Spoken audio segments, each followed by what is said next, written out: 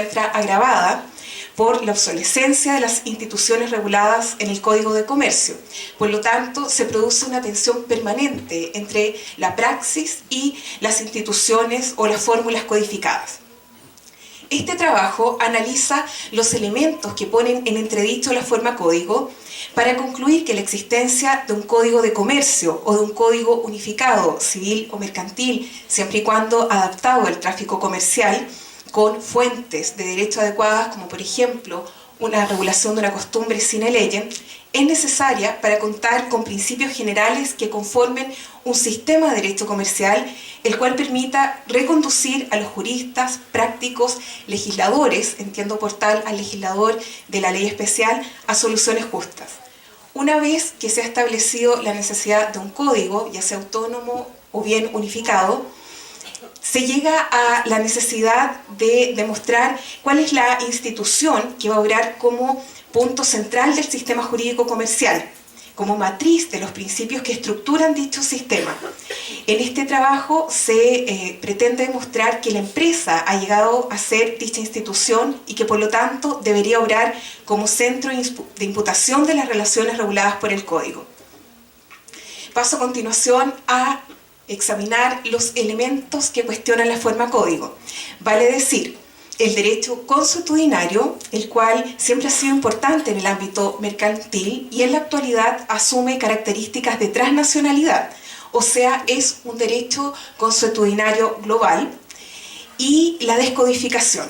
Todos estos fenómenos se verán que son, en todo caso, correspondientes, están relacionados. Como es sabido, cada código está esencialmente unido a la realidad jurídico-política de la sociedad en la cual se desarrolla. En el ámbito comercial, las codificaciones que comenzaron a generarse a partir del siglo XIX dejaron espacio al derecho consuetudinario porque la elaboración de normas privadas siempre ha jugado un rol significativo en la vida económica.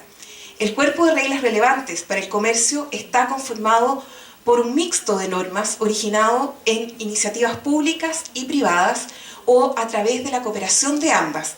Esto se ha llamado naturaleza binaria del derecho comercial, es un término acuñado por Beistock, que es uno de los directores del Max Planck de Hamburgo, el cual tiene raíces. Este derecho comercial se le llama que es un derecho binario porque tiene raíces autoritarias y anárquicas. Vale decir, es un derecho que viene establecido muchas veces por el poder público, como se ha dicho en este seminario, pero siempre se sale por la tangente, porque primero el derecho consuetudinario, la autonomía de la voluntad son muy importantes, y luego porque es imposible ir siempre regulando todo lo que sucede en la realidad mercantil. Esta naturaleza binaria del derecho comercial se manifiesta en el surgimiento a partir de fines del siglo XX de un número importante de compilaciones de derecho mercantil que contienen el llamado soft law, reflejo de la lex mercatoria internacional. Un ejemplo de esto son los principios de UNIDROIT sobre contratos comerciales internacionales. Tales principios son la concreción de un compromiso tácito de los operadores internacionales de obedecer a la razón y a la justicia por la vía convencional con el objeto de mantener una relación que puede generar rédito. Como dijo el profesor Puga, el derecho comercial nunca ha quedado encasillado en la ley nacional al mismo nivel del derecho privado general. Por lo tanto, el código en el ámbito mercantil siempre es excedido por la costumbre, y por eso digo que el derecho consuetudinario pone en entredicho la forma código, porque siempre se sale por la tangente, tanto la autonomía de la voluntad y luego el derecho consuetudinario que está formado por las prácticas comerciales de los comerciantes o empresarios, en este caso nacionales, y en la actualidad por la costumbre transnacional. El segundo elemento que cuestiona la forma código es la llamada descodificación. Este término fue inventado en 1978 por un jurista italiano llamado Natalino Irti. Él escribió el libro La Edad de la Descodificación. Según me comentaba el profesor Massi, él lo conoce perfectamente y tuvo la oportunidad de conversar en numerosas ocasiones durante la escritura de este libro. Y la descodificación tiene un significado muy particular. No se trata de leyes especiales o extravagantes, como se ha dicho, que salen del código, porque los códigos nacen a sabiendas o es inminente a un código la existencia de leyes foráneas. La descodificación es entendida como una pluralidad de microsistemas inspirado cada uno de estos microsistemas en sus propios principios y poseedor cada cual de su propia lógica. Un buen ejemplo de esto son las leyes que vienen a romper en muchas ocasiones las leyes nacionales, esas impuestas por la Unión o la Comisión Europea a las legislaciones nacionales. Un buen ejemplo es el caso de la buena fe en Inglaterra. Como ustedes saben, el Common Law no acepta como criterio general la buena fe. Sin embargo, son las directivas internacionales, entre ellas voy a citar una, la European Community Directive on Unfair Terms in Consumer Contracts, vale decir, la directiva de la Comunidad Europea sobre términos que no son unfair, que no son correctos en materia de derechos de los consumidores de 1993, que impuso a la legislación inglesa consagrar la buena fe en materia de los consumidores, aunque alguna noticia ya se tenía desde 1977. Entonces, estas leyes especiales que conforman la descodificación, según IRTI, son microsistemas que dejan al código como un microsistema más, vale decir, ya no viene a ser el marco general, sino que una legislación que podría ser descartada. Una legislación más. La descodificación, en todo caso, es consecuencia de la evolución social, porque hoy, lejos de los ideales de la sociedad burguesa que dio origen a los códigos, los individuos reclaman por parte del Estado un tratamiento específico, privilegiado, lo cual genera cuerpos normativos ad hoc.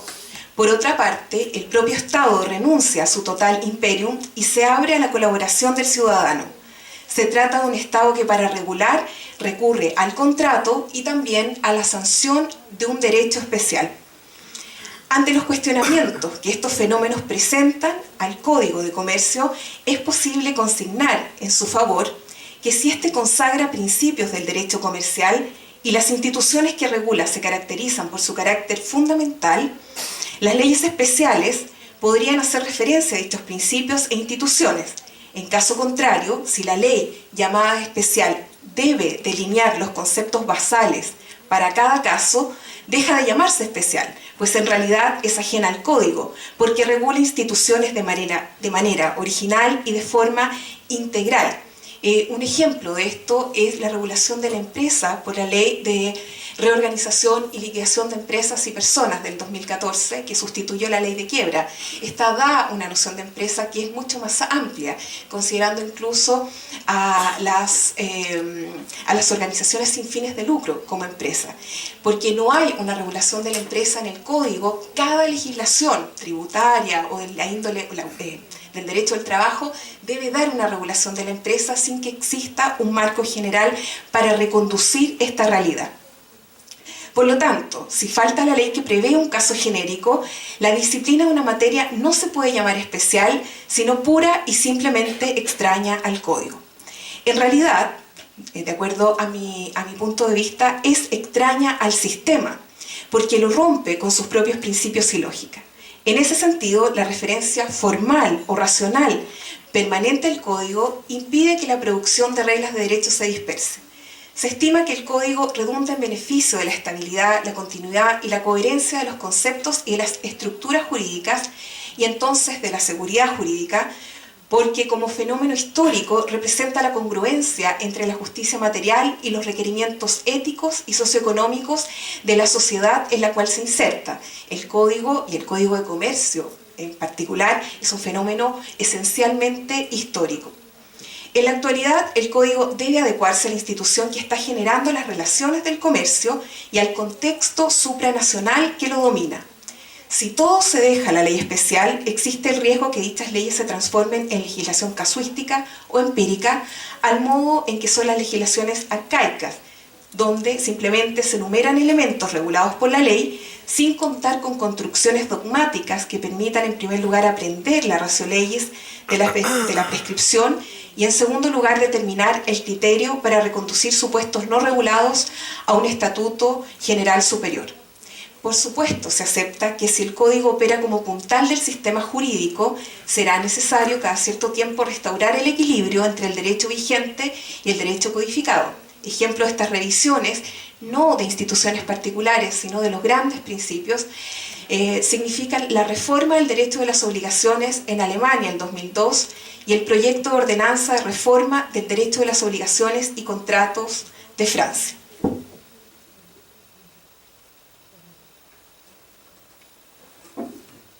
Para lograr la adecuación del código a la realidad comercial, aquel debe contener normas que permitan a los comerciantes certeza suficiente respecto al negocio actual y sus consecuencias, y al mismo tiempo un nivel de flexibilidad tal que permita a los comerciantes conducir sus negociaciones, pero también ofrecer sus propias soluciones, de manera de gestionar su negocio conforme a sus necesidades presentes y futuras. Ante tales requerimientos, se plantea la integración al Código de Comercio, por una parte, como una posibilidad, una opción, la integración de los nuevos microsistemas que han surgido dotados de principios y métodos de interpretación propio. Por ejemplo, un ejemplo podría ser las leyes que van a surgir cuando se instaure y empiece a regir el llamado TPP. El valor de esta solución reside en ofrecer gran parte del derecho comercial en un solo libro, como sería la codificación a derecho constante del derecho francés. Sin embargo, como lo dijo el profesor Guzmán en su presentación, en su discurso inicial, eso sería simplemente de manera formal un código. Jamás va a formar un sistema de derecho comercial y no puede entenderse como un código de derecho comercial en estricto sentido, en el verdadero sentido de la palabra código.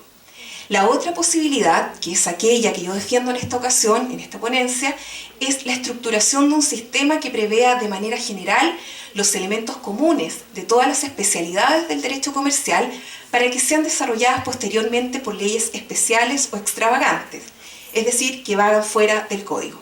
Se trataría de un código de categorías generales que configuren una estructura de derecho común comercial, y por eso es que también podría ser unificada. A propósito de principios y de categorías generales, diré brevemente, porque sobre este tema me he extendido en numerosas ocasiones, mis alumnos lo saben bien, y también en esta misma testera, que la globalización del comercio, la estandarización de la producción y el progreso tecnológico han hecho del contrato mercantil un instrumento legal de colaboración entre las partes. Por lo tanto, la noción de buena fe cooperación, la única que se adecua a la experiencia del comercio actual, debería ser incorporada como principio rector del Código de Comercio o de un Código Unificado moderno y obrar como fulcro de sus instituciones. Queda aún pendiente determinar qué materia o qué institución va a delimitar las materias sujetas al código, ya que se dijo que un código sería conveniente. Se postula que un código de comercio moderno debería incardinarse en una institución que en los hechos obre como centro del tráfico mercantil. En la práctica, la empresa obra como dicho eje. Por lo tanto, me refiero a continuación a la empresa porque la reflexión acerca de esta reafirma la opción por un código como forma de fijación del derecho comercial. El concepto actual de empresa es fruto de una evolución desde el siglo XIX, donde la empresa se entendía como una empresa de negocios o intermediaria entre el productor y el consumidor final, ha evolucionado hacia una empresa industrial del siglo XX, donde, como se sabe, el productor se pone en contacto con el consumidor de manera directa.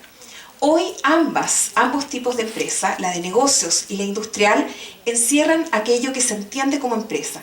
El empresario pasó, por lo tanto, de ser un especulador de riqueza a uno que produce directamente para el mercado. Allende de la relevancia económica indiscutible de la empresa, desde el punto de vista jurídico, esta es una institución de normas comerciales. Desde mediados del siglo XX, el desenvolvimiento de actividades de la empresa se liga en forma exponencial a su colaboración con otras, En consecuencia, se ha producido una variación del foco desde la consideración del acto específico hacia el contrato y en particular, y más adelante, hacia la relación contractual. Ya no se tiende a mantener el acto o el contrato, sino la relación entre las partes contratantes. Este nuevo enfoque de la relación, más que en el acto, y la consecuente necesidad de flexibilización de las normas que rigen el contrato, ha generado una revalorización de la autonomía, aún más, una revalorización de la autonomía de la voluntad en el derecho comercial.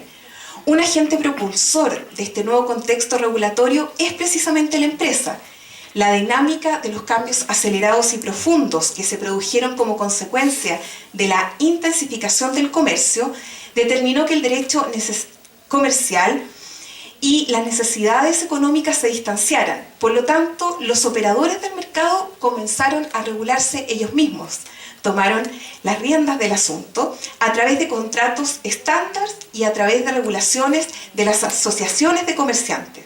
Las primeras áreas que desarrollaron regulación propia fueron el transporte y los seguros.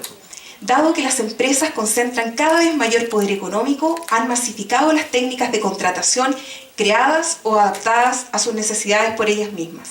Como resultado, las empresas han llevado a cabo la armonización del derecho privado a través de un ordenamiento legal distinto a aquel nacional y aquel transnacional emanado de los estados. Esta es la llamada Lex Mercatoria Moderna. El curso seguido por esta Lex Mercatoria Moderna es muy interesante. ¿Por qué?